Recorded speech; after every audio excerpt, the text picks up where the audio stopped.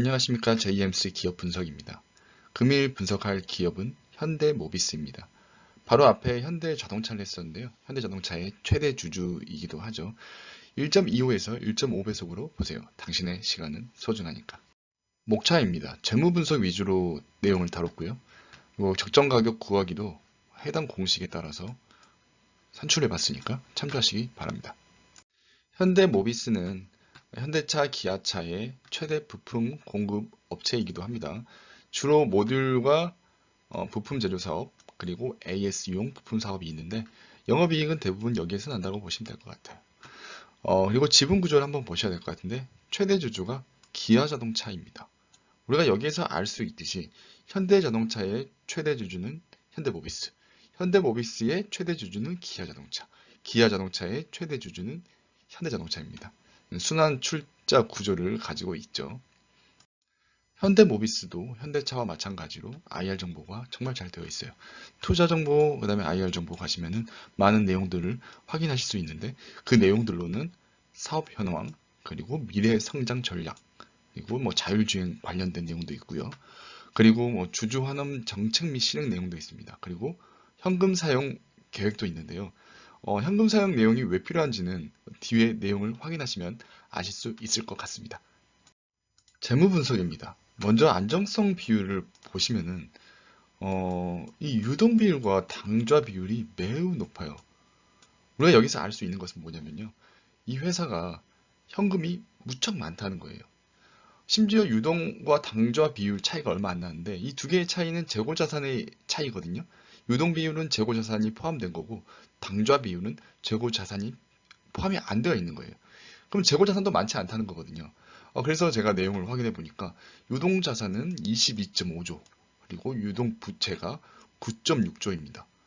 이 1년 안에 현금화 가능한 자산이 유동 부채에 비해서 최소 13조가 더 많다는 거예요. 현금이 엄청 많다는 거죠. 게다가 이렇게 뭐 규모가 큰 회사인데 이 정도 비율을 가지고 있다는 것은 그 많은 현금에 대한 활용성에 대해서 의문이 좀 많이 생깁니다. 그 내용, 또 어떤 내용이 있는지 또 뒤에 가서 한 번 더 보도록 하겠습니다. 당연히 부채 비율은 매우 낮고요. 그리고 활동성 비율을 보면은 크게 특이할 만한 내용은 없습니다.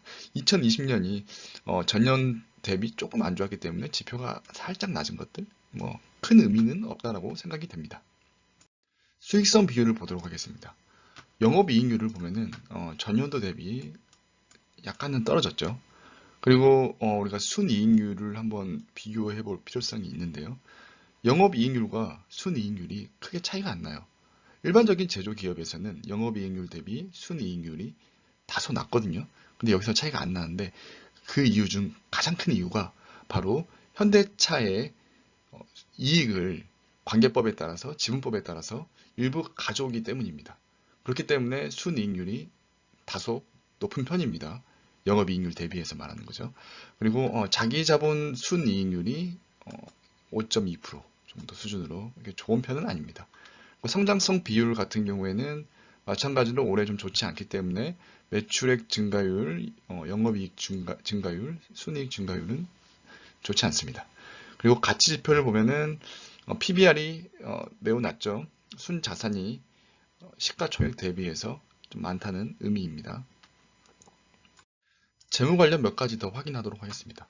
앞에서 언급했듯이 사업은 모듈 및 부품 제조, 그리고 AS용 부품 이렇게 나눠져 있는데 매출은 대부분이 다 모듈 및 부품 제조입니다. 하지만 영업이익은 뭐 전부 다라고 말할 수 있겠죠. 전부 다 AS용 부품에서 나고 있습니다. 우리가 여기서 떠오르는 게 뭘까요? 우리가 자동차가 고장이 나서 AS 센터에 갔어요. 가서 수리비를 보니까 부품값이 무척 비싸요. 우리가 실질적으로 느끼고 있는 거죠, 그 부분이. 그럼 여기서 우리가 느낄 수 있는 부분은 현대모비스가 이 독과점 지위를 이용해서 부품값을 무척 비싸게 팔고 있다. 이렇게 생각해 볼 수도 있겠죠. 고객 입장에서는 정말 좀 짜증나는 상황이고요. 그리고 주주 입장에서는 그래도 현대모비스가 경제적 혜자가 있구나 이렇게 느낄 수 있는 부분입니다. 주요 제품의 가격 변동 추이입니다.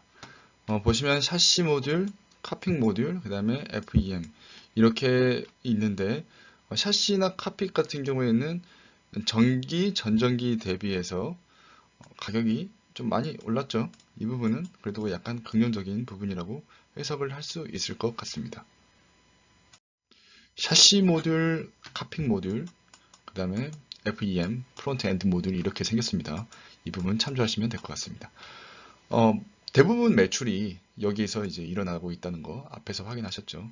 그리고 우리가 뭐 사실 미래의 희망사항이긴 하지만 핵심 부품이랑 그 다음에 전동화 이쪽 부분에서 많은 발전이 있고 그 다음에 꾸준히 실적이 우상향했으면 하는 바람이 있습니다. 앞에서 영업이익률 대비 순이익률이 다소 높다라고 말씀을 드렸어요. 그 이유를 여기에서 확인해 볼 수 있습니다. 여기 있는 기업들이 이제 관계 기업으로서 지분법으로 처리하는 그런 업체들 리스트입니다. 지분을 보시면은 현대자동차가 21.43%로 가장 대표적으로 많이 가지고 있죠. 이 21.43%를 어떻게 처리를 하냐면요. 현대자동차의 순이익이 예를 들어서 1조라고 이제 가정을 한다면은 여기에서 21%에 해당하는 2,100억 원을 순이익 처리를 합니다. 그게 바로 지분법 처리 방법입니다. 그리고 이제 이 기말 장부 금액을 14조 5천억을 지금 이렇게 반영을 하고 있습니다. 제가 앞에서 현대모비스는 유동성이 매우 좋다, 현금이 매우 많다라고 말씀을 드렸었는데요. 그래서 현대모비스에 들어가서 확인해 보니까 IR에 관련된 자료가 있습니다. 그 내용을 보면은 CAPEX 뭐 투자 계획이라든지 그다음에 자기 주식 매입 계획이라든지 이런 계획들이 있습니다. 이런 부분들도 참조하시면 좋을 것 같습니다. 적정 가격 구하기에 앞서 그 가격에 기반이 되는 투자 보고서 좀 보도록 하겠습니다.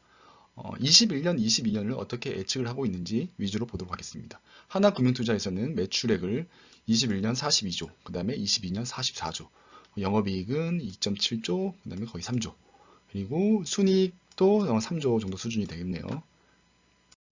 DB금융투자입니다. DB금융투자에서는 매출액을 45조 수준, 22년에는 52조, 3조 수준, 영업이익은 2.8조, 3조, 3.3조, 그리고 단기 순이익은 3조, 3.6조 정도 예상을 하고 있습니다. 현대차 증권에서는 매출액을 43조, 그 다음에 46조, 다 대동소이하네요. 영업이익 2.8조, 3.1조, 순이익이 3.6조, 4조, 4.1조 정도로 보고 있습니다. 그러면은 적정 가격을 보도록 하겠습니다. 첫 번째로는 개형, 슈퍼개미 김정한 개형이면 맞는 공식, 그리고 두 번째는 영업이익과 멀티플로 간단하게 스크리닝 해보는 방식, 세 번째는 사기인 회계사의 S림, 그리고 네 번째는 현명한 초보 투자자 방식, 도서에 나왔던 그런 공식을 적용해 보았습니다. 그랬더니 S림과 현명한 초보 투자자 방식에서 가격이 높게 산출됨을 확인할 수 있습니다. 이 두 개의 공식에서 가격이 높게 산출된 이유는 여기에서 보면은 순자산, 자본의 영향을 많이 받거든요. 이 공식에서. 그렇다 보니까 이 공식에서 가격이 매우 높게 산출이 되고, 제가 임으로 현명한 초보 투자자 방식에서 투자 자산을 50% 할인했습니다. 그 이유는 뭐냐면은 이 투자 자산이 매우 많은데 대부분이 현대차의 자산 가치예요. 지금 관계지분법에 따라서 자산 가치를 많이 인정을 받고 있는데 현대차의 가격이 뭐 주식을 판다고 해서 쉽게 현금화 될 수도 없을 뿐더러 그거를 판다고 해서 그 정도의 많은 가치를 팔릴 정도가 된다 그러면 이미 사업은 무너졌겠죠. 그래서 제가 임의로 50% 할인을 했습니다. 그래서 그랬더니 가격이 이 정도 산출이 되네요. 그럼에도 불구하고 현재의 가격보다는 매우 높은 것 같습니다. 공식은 그저 공식일 뿐입니다.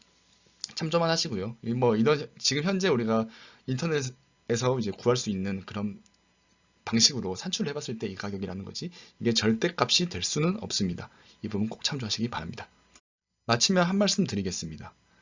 모든 투자의 책임은 본인에게 있습니다. 투자를 하시기 전에 아래의 질문에 꼭 답변을 해보시기 바랍니다. 이 회사에 당신의 소중한 돈을 빌려주겠는가? 당신이라면 이 회사를 인수하겠는가? 이 회사가 나와 내 가족의 생사를 책임져 줄 수 있을까? 이 질문에 답변을 해보시고 그리고 나서 투자 결정을 하시기 바랍니다. 금일 영상이 마음에 드셨다면 구독과 좋아요 부탁드리고요. 다음에는 더 좋은 기업으로 찾아뵙도록 하겠습니다. 감사합니다.